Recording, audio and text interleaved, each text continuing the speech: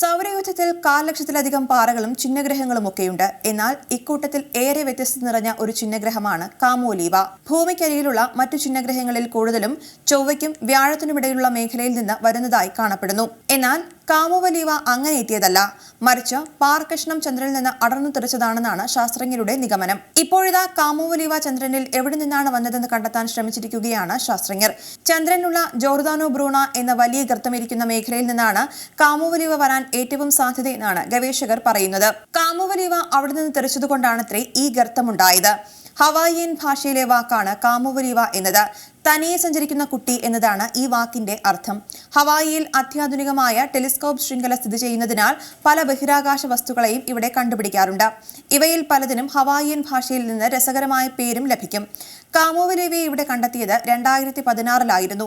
April മാസത്തിലാണ് ഇതിനെ ആകാശത്ത് ടെലിസ്കോപ്പ് ഉപയോഗിച്ച് ദർശിക്കുവാൻ കഴിയുന്നത്. നഗ്നനേത്രങ്ങളിലോ സാധാരണ ടെലിസ്കോപ്പുകളിലോ ഇത് കാണപ്പെടാറില്ല. വലിയ മലയുടെ വലിപ്പമുള്ള ഈ പാറയ്ക്ക് 200 അടിയോളം വിസ്തീർണമുണ്ട്. ഭൂമിയിൽ നിന്ന് 1.3 കോടി കിലോമീറ്ററുകളോളം അകലെയാണ് ഇത് സ്ഥിതി ചെയ്യുന്നത്.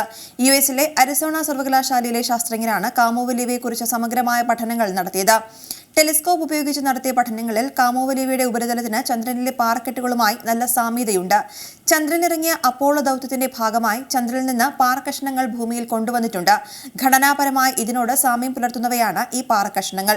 അതുപോലെ തന്നെ കാമോവലീവയുടെ സൂര്യന് ചുറ്റുമുള്ള ഭ്രമണപഥവും ഭൂമിയുടെ സൂര്യന് ചുറ്റുമുള്ള ഭ്രമണപഥവും വലിയ സാമ്യം പുലർത്തുന്നതാണ്.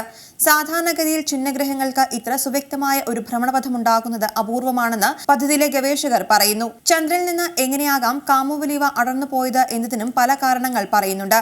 അതിൽ ഏറ്റവും പ്രബലമായ കാരണമായി പറയപ്പെടുന്നത് മറ്റൊരു ചിഹ്നഗ്രഹം ഇടിച്ചു എന്നതാണ്. ചന്ദ്രനിൽ നേരത്തെ ഒരുപാട് തവണ ചിഹ്നഗ്രഹങ്ങൾ കൂട്ടിയിടിച്ചിട്ടുണ്ട്. ചന്ദ്രോപരിതലത്തിൽ പ്രകടമായി കാണപ്പെടുന്ന ഗർത്തങ്ങൾ പലതും ഇങ്ങനെ കൂട്ടിയിടിയിലുണ്ടായതാണ്. ഇത്തരമൊരു ആദിമകാല കൂട്ടിയിടിയിലാകാം കാമോവലീവയും ഉത്ഭവിച്ചത് എന്നാണ് പറയുന്നത്. ഏറ്റവും പുതിയ വാർത്തകളും വിശേഷങ്ങളും വിരൽ തുമ്പിലറിയാൻ സീ മലയാളം ന്യൂസ് എല്ലാ ഡിജിറ്റൽ പ്ലാറ്റ്ഫോമുകളിലും ലഭ്യം.